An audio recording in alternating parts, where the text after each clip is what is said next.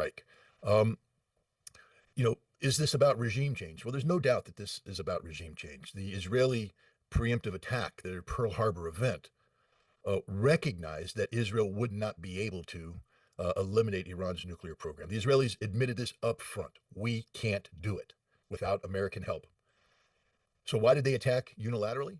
Twofold. One, because they believed by carrying out a decapitation strike, which this was a decapitation strike, there was an attempt on Ali Khamenei's life that night. Their goal was to kill him and his senior IRGC leadership, leaving a weakened, chastened president and foreign minister to fall on their knees and beg for, let us live.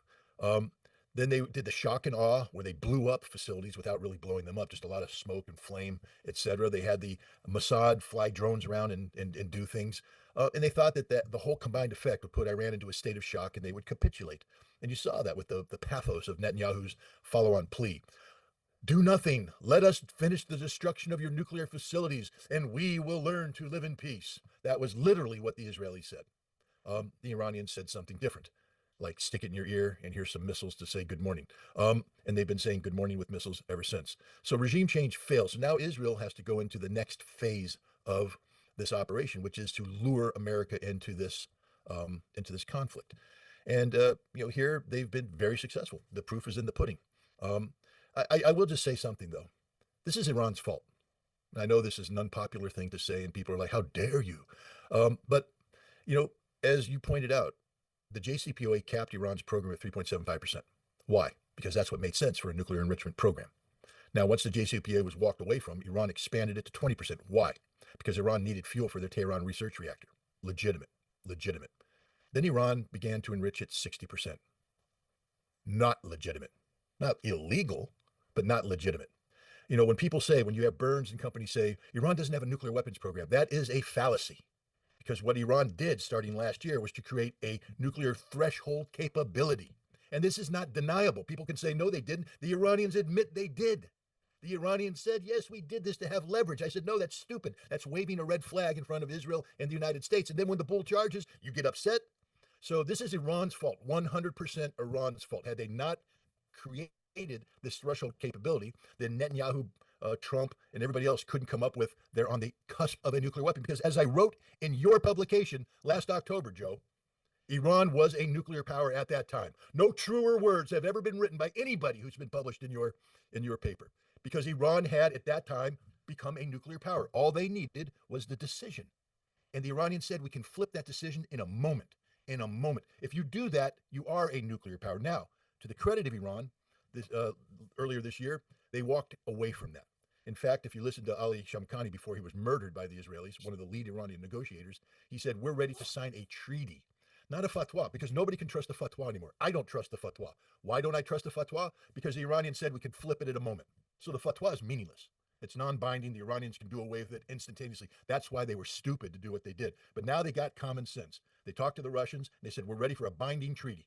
We will not have a nuclear weapons program. This will be written in law, treaty, etc. And we will agree to a cap of 3.75%.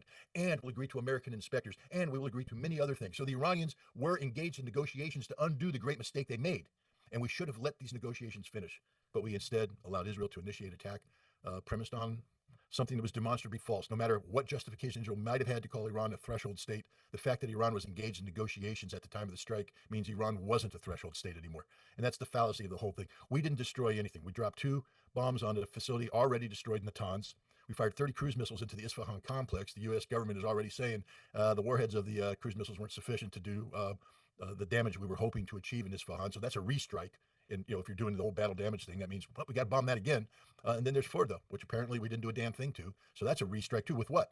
Because we already dropped 6 GBU-57s on it. The restrike would be with nuclear weapons. This is a dangerous path that we've entered into, a very dangerous path. Before we move on, why did Iran move to 60%? What was their strategy there? The strategy was to create leverage. That's literally the statement made by Marandi and other Iranian officials. It's to create leverage to say, if you don't get back to the business of negotiating in good faith, this potential exists.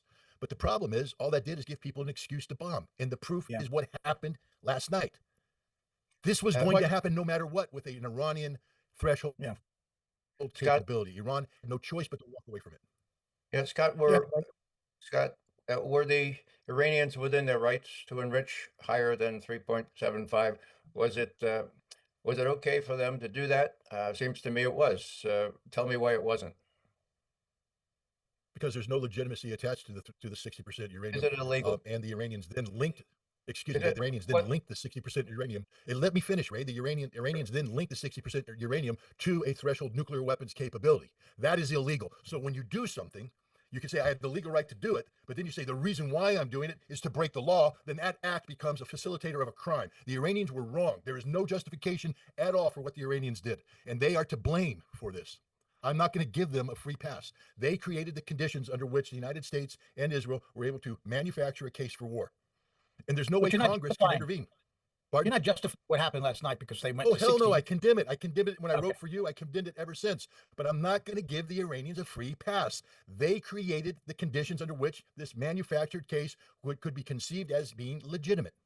There was no reason for them to have 60%. But at the time that these negotiations with Trump began, were they still going at 60, or had they already stopped? Did they no, they even doubled down on 60. They began to produce more 60% enriched uranium. Okay. Yeah, Ray, sorry.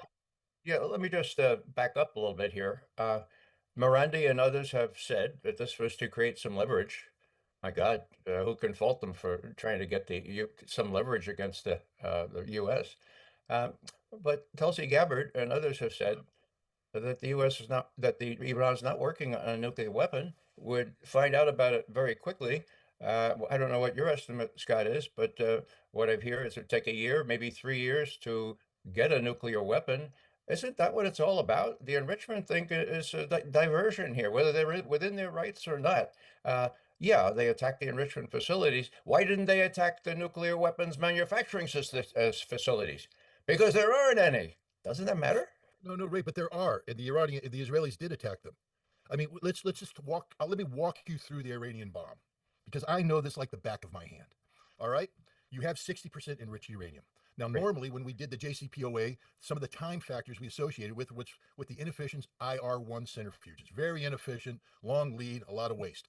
Those are gone, replaced by IR6, IR8 centrifuges, orders of magnitude more sophisticated and capable. So it would take literally 3 days to convert 3 days, Ray, not 3 years, 3 days to convert 60% uranium into 90% uranium sufficient for one bomb. Within a period of a week and a half, they'd have 5 bombs. That is a literal guarantee, 5 bombs worth of uranium hexafluoride. Now they have to convert that into metal. They have an Isfahan facility that can do that. They will have converted that into metal within a matter of days. Now we're talking about a week. Now they have at Parchan, they have warhead construction, which they have done, and the Iranians brag about it. We have the warhead, they said, because it's a gun design, Ray.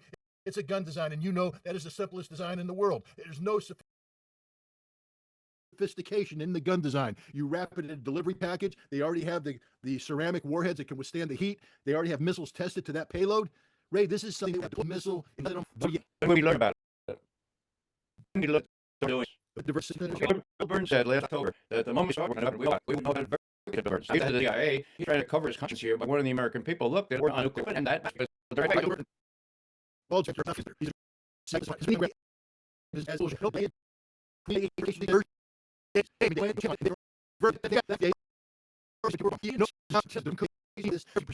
because now with 20%, we do that detection diversity. The JCPOA was never meant to detect 60% of uranium. It was meant to watch uranians walking up to 3.5%, and that can without detecting diversity. When you get to 6% of uranium, you can divert. That's the danger. The Iranians know this, and they were stupid to a lesson. Bill Burns knows it, because if I remember, he testified before me, and he made it look like a freaking. I don't have to talk. You're an expert on that, but if I take what you're saying literally, then ever since 2007, when that estimate came out, initially and had been since 2003, that was somehow not really to the point where they could use these. Only, but you know, spectral, infrared, using these satellites that hover over Iran and also drones and the multiplicity of cameras in many of these sites. I'm getting moved or nonetheless, and that can moved. They were turned off because after the United States withdrew from JCPOA, you keep referring to 2000, because in 2010, the JCPOA again, 20 cameras, stop the